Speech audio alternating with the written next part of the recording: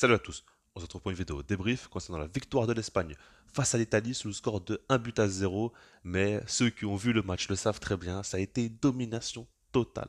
Et ça a commencé très très fort parce que dès le tout début de match, Pedri a eu une énorme occasion. Face à Donnarumma, il met une tête un peu trop douce, un peu trop tendre et ça fait que Donnarumma peut l'arrêter assez tranquillement. On voit que c'est un joueur qui n'excelle pas dans les airs et c'est exactement la même chose pour Nico Williams qui lui tire à côté. Il a une grosse occasion aussi. C'est dommage parce que vraiment là, c'est des face à face avec Donnarumma. Et puis on a même vu d'autres situations très dangereuses, notamment avec Morata. On a vu plein d'occasions générées par l'Espagne qui a manqué d'efficacité pendant ce match-là.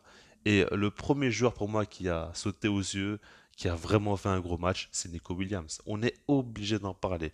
Moi, je vais être très honnête avec vous.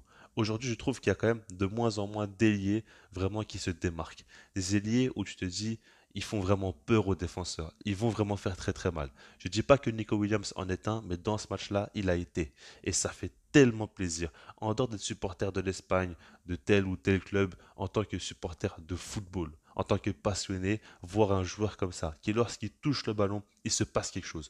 Lorsqu'il touche le ballon, on ne sait pas qu'est-ce qu'il va faire, on ne sait pas comment il va éliminer son défenseur, mais on sait qu'il va l'éliminer quasiment, c'est assuré.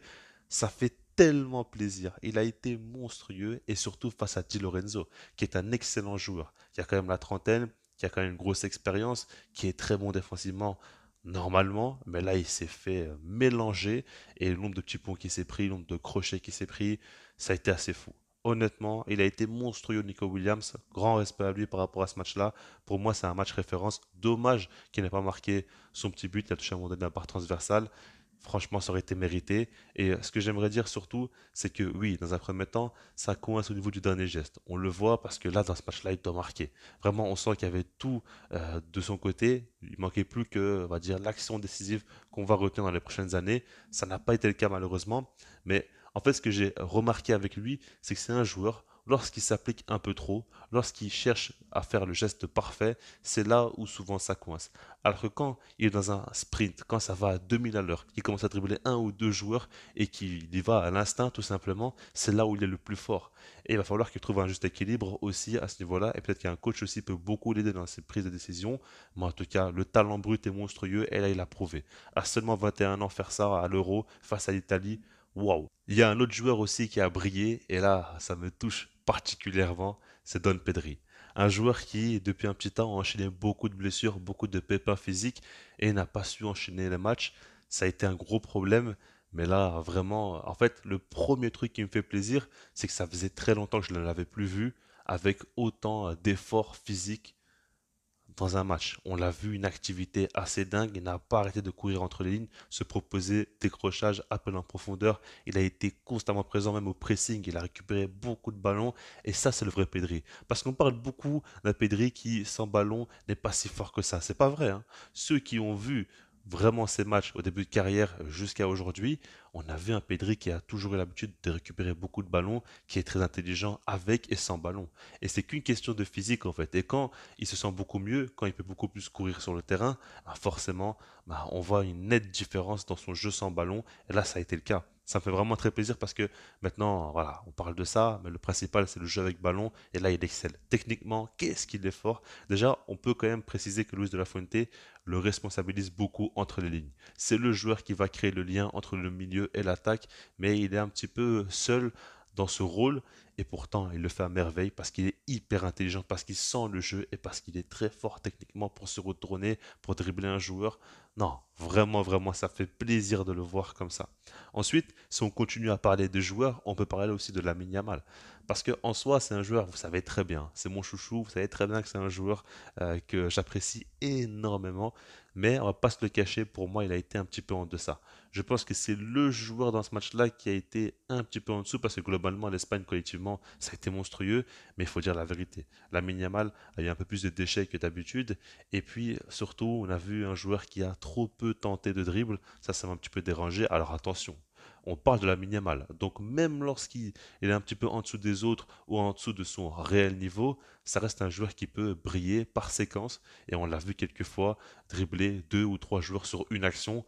parce que c'est un joueur qui n'est pas comme les autres. Maintenant, on sait très bien qu'il aurait pu faire beaucoup plus.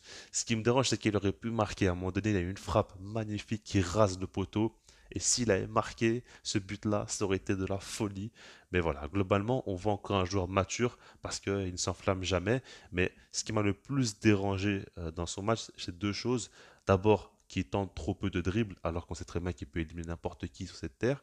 Et ensuite, son jeu sans ballon, pour moi, c'est la première fois où il a été aussi nonchalant, où il a autant marché lorsqu'il n'a pas eu le ballon et il s'est vraiment désintéressé du ballon. On a vu que Nico Williams a excellé. C'est la première fois peut-être de la carrière de Lamine Yamal qu'un joueur sur l'aile gauche a été meilleur que lui, en tout cas plus en vue.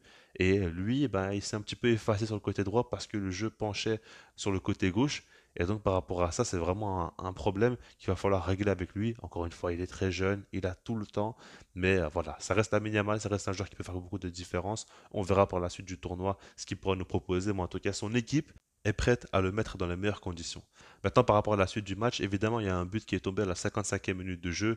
Calafiori qui met un contre son camp. Assez malheureux, franchement, il a aucune réussite là-dessus. En plus, c'est un défenseur que je trouve vraiment très fort, hein. On pourrait peut-être en parler plus tard. On verra si je ferai une vidéo spécialement dédiée à lui parce que je trouve qu'il a quelque chose d'assez spécial. Mais voilà, globalement, encore une fois, c'est Nico Williams côté gauche qui a débordé, qui a fait de grosses différences individuelles, qui fait un centre dévié par Morata et ensuite Calafiori, bah, il n'a pas de chance parce que le ballon revient sur son genou et donc ça rentre, ça fait un 0 pour l'Espagne enfin. Mais ce qui m'a vraiment surpris, c'est que l'Espagne après ce but-là, ils ont tout fait pour marquer le deuxième. Ils ont mis une énorme intensité et franchement, ils ont pêché à la finition, mais le nombre d'occasions nettes qui se sont créées, ça a été impressionnant et de toutes les manières possibles. Ce qu'il faut se dire, c'est que c'est vraiment une nouvelle Espagne. Parce qu'avec Luis de la Fuente, bon déjà, je tiens à préciser que je m'excuse auprès de ce coach. Parce que je l'ai beaucoup critiqué, mais aujourd'hui, il m'a prouvé qu'il est capable quand même de mettre en place un jeu très séduisant dans un premier temps et surtout hyper compétitif. Donc par rapport à ça, quoi qu'il arrive dans la compétition, il a prouvé que c'est un coach très compétent. Maintenant, ce que j'aimerais dire, c'est qu'on voit que les fondamentaux ne sont pas vraiment perdus dans le jeu de position lorsque tu es en phase offensive. Maintenant, ce qui a vraiment changé, c'est comment tu arrives dans ces phases-là. Et puis, c'est un peu la mixité dans les attaques. Déjà, dans un premier temps, il y a beaucoup moins de relances courtes. On voit que Unai Simon dégage beaucoup plus souvent les ballons avec un jeu long. On n'hésite pas du tout à le faire.